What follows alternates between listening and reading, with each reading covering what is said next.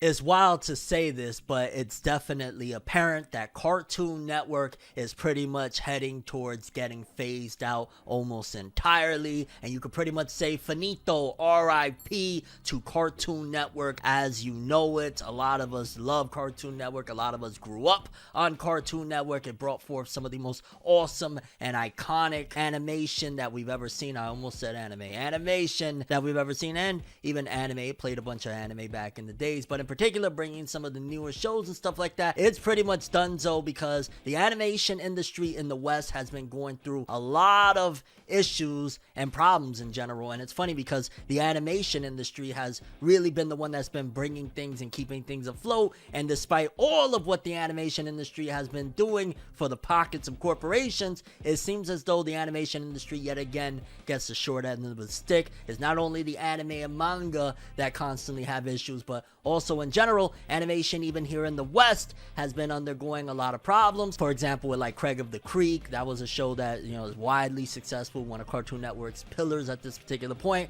And I believe like with the latest order of the season, they like cut it in half and a lot of people just lost jobs. But yeah, it gets bad. I'm gonna read what I just saw that kind of blew my mind, that seems as though Cartoon Network is heading out. It's on its way out. Let's read this. Cartoon Network Studios, as you know it, is gone thanks to David Zaslav. Warner Brothers TV Group laid off 82 scripted, unscripted, and animation employees on Tuesday and will not fill 43 more vacant positions. The 125 positions represented 26% of the company's workforce across those units. However, the layoffs, which were generally expected, don't tell the whole story of what's going on at Warner Brothers Studios, Discovery's animation units. In fact, there was an even more consequential announcement yesterday that fundamentally alters the structure of Cartoon Network Studios going forward and will have a far-reaching impact on the projects that it produces. The company calls it part of its strategic realignment. In a company-wide memo, Chairman Channing Dungey told staff that the company plans to fully consolidate its TV animation divisions, merging Warner Brothers Animation and Cartoon Network. Going forward, Sam Register will continue as head of WBA and CNS, as well as Hanna-Barbera Studios Europe, the latter of which will continue to operate independently from the other two. Now, Sam Register, before we continue, Sam Register, I remember that name very vividly because if I'm not mistaken, Sam Register was one of the dudes that pretty much ended the DCAU that was going on back in the day. I'm talking about Superman the Animated Series, Batman the Animated Series, Batman Beyond, that whole stretch of continuity all the way into Justice League Unlimited, Static Shock, all of that stuff. Sam Register, I remember reading back in the day that he came in and basically said those were like your father's cartoons, so to speak, and he was one of the reasons why Teen Titans ended up looking more anime-esque, and I believe they coined it Murakanimation or something, Murakanime, because Glenn Murakami, they put him in charge of Teen Titans and they wanted to go a different direction, and it was really due to this dude, Sam Register. When he came on board, he pretty much wanted to change everything. He pretty much wanted to phase out the Bruce Timm universe that was being created, and that's why a lot of those really awesome stories came to an end and ended up going to like straight to DVD, because there was of course a bunch of people that were like, dog, these dudes is too talented to just get rid of them. Like, sure, you want to get rid of them off Cartoon Network and you want to go a different direction, but yeah, we still want them. So thank goodness for all of these other subsidiaries and whatnot, but Sam Register is that dude. So the fact that he's the one that's in charge of a lot of this stuff, it brings me no shock or surprise that 17 years later, because I believe it was like 05 when all of this started happening with Sam Register phasing out all of the DCAU that was established. Yeah, he's the guy that just will throw it all away, so to speak. On the cross-studio teams that were already in place for programming, casting, legal and business affairs, and artist relations. This means that Cartoon Network Studios no longer has any independent say on either creative or operational matters, something that has never happened before in its existence. This also seems an ominous sign for the future of new original Cartoon Network animation. WBA has traditionally been a much more catalog IP driven studio, while Cartoon Network Studios has been the studio that puts out original series and specials that occasionally become touchstones for generations of viewers. Over the last decade, Cartoon Network Studios produced shows such as Uncle Grandpa, Steven Universe, Pirates Over the Garden Garden Wall, We Bear Bears, Craig of the Creek, Summer Camp Island, Infinity Train, and Primal, to name a few. Not to mention, didn't they create Adventure Time? I know it was probably a little bit before this last 10 years or so, but Adventure Time was humongous. Conversely, WBA's lineup has been focusing on catalog characters, including titles such as Bat Wheels, Bugs Bunny Builders, Aquaman, King of Atlantis. That sounds really dope. Teen Titans Go. While it's a massive success, I'll always say, get it out of here, bring me the original Teen Titans. There's some gems in there, yes, I ain't gonna lie, but yeah, I still prefer original Teen Titans. Jellystone, Animaniacs, Looney Tunes cartoons, Harley Quinn, Justice League Action, and The Tom and Jerry Show. And again, some of these titles sound dope, like Justice League Action. I don't even know what that is. I heard the Harley Quinn one was good. But again, it's like, well, what about all these other really dope stuff that Cartoon Network brought forth? Under boss David Zaslav, Warner Brothers Discovery has expressed a desire to focus more heavily on IP across all of its businesses. So now that Cartoon Network Studios has to share development and production resources with WBA, it's difficult to imagine a future in which the studio's original animation output can match what it has been in the past. As long as Zaslav is king, Cartoon Network Studios is likely to shift more strongly towards reboots of its existing catalog. Oh my god, more reboots. That's what we need, yeah, more reboots. As it is currently doing with the Powerpuff Girls, then launching new IP. So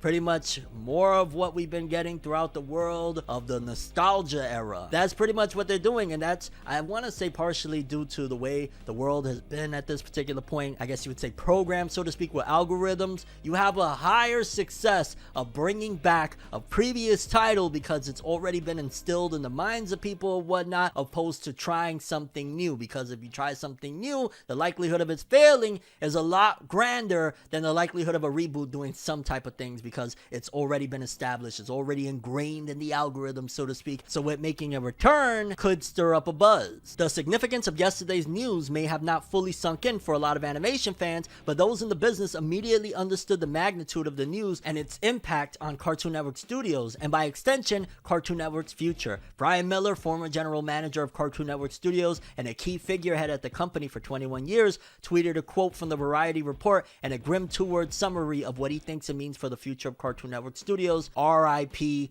Cartoon Network Studios. So all that tells me is that basically don't expect no new stuff from Cartoon Network anymore. Expect that they're going to be banking on old titles, like I said, reboots and all sorts of stuff like that. And it's just sad, man. What are they doing over there? It feels like, I ain't gonna lie, maybe you could throw the argument that animes blow up in the last few years, completely dominating the animation side of things, may play a part in that. It's a lot harder to compete with something that, you know, there's steps over there in the anime industry, right? There's like, you either get a light novel first or a manga first, and then it gets adapted into the anime, or, you know, they make sure that the sales are very popping first, then they do the anime or whatnot, and so on and so forth. It reaches eventually the West. There's so many proving marks that show, no, this is going to be a success. Look, the manga did very well in Japan. The anime did very well in Japan. It's doing very well over here in the West. And in comparison, making something from the ground up on Cartoon Network, it might not be as lucrative. It might not prove that, yo, dog, we could either license this thing from Japan or even work over there with Japan to create some stuff, or in general, reboot what we have now that has already showed, yo, this is going to be a success. We just got to remodel it and stuff like that. That's why they're doing the whole new Scooby-Doo and all sorts of stuff, because it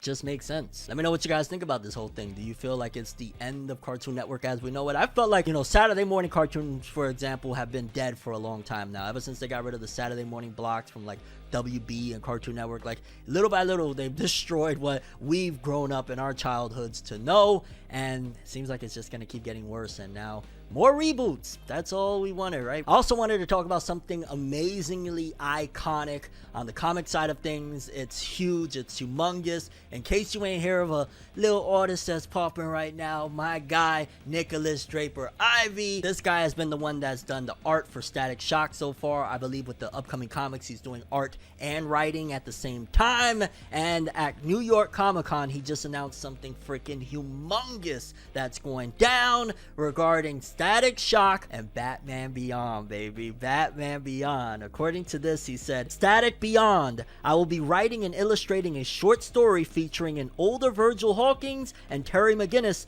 in his early days as Batman Beyond, coming 2023. And oh my god, the art looks sick, which is par for the course for anything that Nick does. My guy Nick is a monster with the pen and the ink and this is something that I'm easily, first of all, I gotta get it created. And Nick, if you're watching this, I need my copy signed. I need to frame that bad boy because you are doing God's work, fam. And yeah, I just wanted to bring that to you guys' attention. Static Beyond, I really hope that this is a major success and they look at it and be like, yo, send this over to Mappa. Yo, Ufotable, do this for us real quick. Animate this short story because this looks absolute gas already. Virgil Older looks sick as hell. I love the hairstyle. Terry looks pretty much straight out of, Batman Beyond. The Batman Beyond gear looks a little bit different, but I imagine that's just because, that's Nick's art style. It looks a little bit more detailed than just the regular, cartoon drawing, so to speak. A little bit more intricate with that design. But Terry looks on point, and I ain't gonna lie, I'm dying to see the Static Beyond, because I remember every time we would see Static from the future, dude would be a monster. So I'm immensely excited. Some Static Shock and Batman Beyond all in one.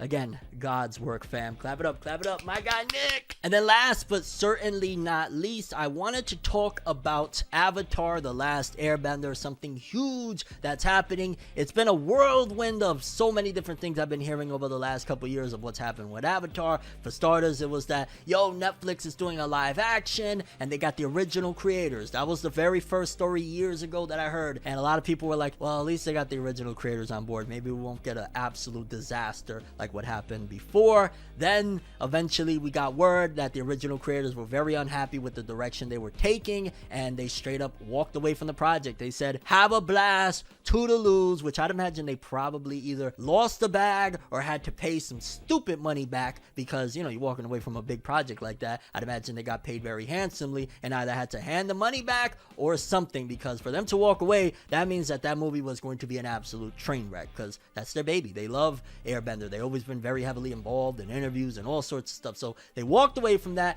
Then we heard that there was some new Avatar: The Last Airbender animation related stuff. A lot of people were unclear, and then at one given point they mentioned that there was going to be some movies that were coming for Avatar: The Last Airbender, and it had me really excited. I believe they initially announced and they switched one of them out, but there was going to be like a Korra one at one given point, another one, I forget who it was it about Toph or Zuko? I forget which character it was, but I know for sure that there was one that was going to be taking place basically following the events of the original Avatar: The Last Airbender series. And according to this, it says, breaking, Avatar Studios has found its animation studio, Flying Bark. They've done Rise of the Teenage Mutant Ninja Turtles movie, and Marvel Studios' What If. They will be animating the 2D, that's very important, 2D Avatar films coming to theaters starting 2024. The first of which follows the gang as young adults, pretty much again, straight away after the animated series. And I think that's a very smart move. Like, fans have been screaming for how many years? Yo, Korra's cool. We like Korra, or they don't, depending on who you ask. We want more of Aang's adventures. We want to see Aang when he's a little bit older. What happened with that? That was a smart move. Now, the animation studio that's attached, I've seen some fans that have been complaining of like, yo, Marvel Studios is What If, like, oh my god, no, that was a bad one. I've never seen What If, so I don't know about that. Rise of the Teenage Mutant Ninja Turtles movie, I want to say, wasn't that the one that was like a blend of CG and 2D mix or something, or was it cell shaded? I can't really recall, but I do remember seeing that film. And considering they're very strictly saying the 2D Avatar films, they're not saying that it's 3D, I'm hoping that they just straight up like make some beautiful 2D animation. And considering I believe the original creators are involved in this project, they're probably gonna say, dog, we know what the fans want. They want stories after Aang and the gang finish their adventure. They want to continue on with them, and they want traditional 2D animation that looks beautiful. Either get Studio Pierrot, because I believe it was Studio Pierrot, funny enough, that did Legend of Korra, get them, or get an upgrade. And Studio Mappa, they got like 100,000 people working there now. Get Studio Mappa, hell, A1 Pictures, I don't care who it is, a great studio to do the art and animation, and boom, here you go. So looking forward to that, I'm not gonna lie, and I feel like it's not gonna be as bad. I mean, again, I haven't seen What If, but the Teenage Mutant Ninja Turtle movie, I do remember it just having like interesting animation and art. It wasn't like bad per se, it was just a little unique to it, and I don't think that they're gonna go either route. I think that it's gonna just be straight up really gorgeous 2D animation. Maybe I'm off on that, maybe I'll be wrong, but they're stressing that 2D, so we'll see what happens. But I'm hoping that they got their finger on the pulse of, no, fans don't want no type of wild stuff. Just give us traditional 2D animation and beautiful art and animation, and call it a day. Yeah, let me know what you guys think about all these stories. I'm ForneverWorld, and as always, people, have an awesome day. Subscribe and hit that bell to get all notifications.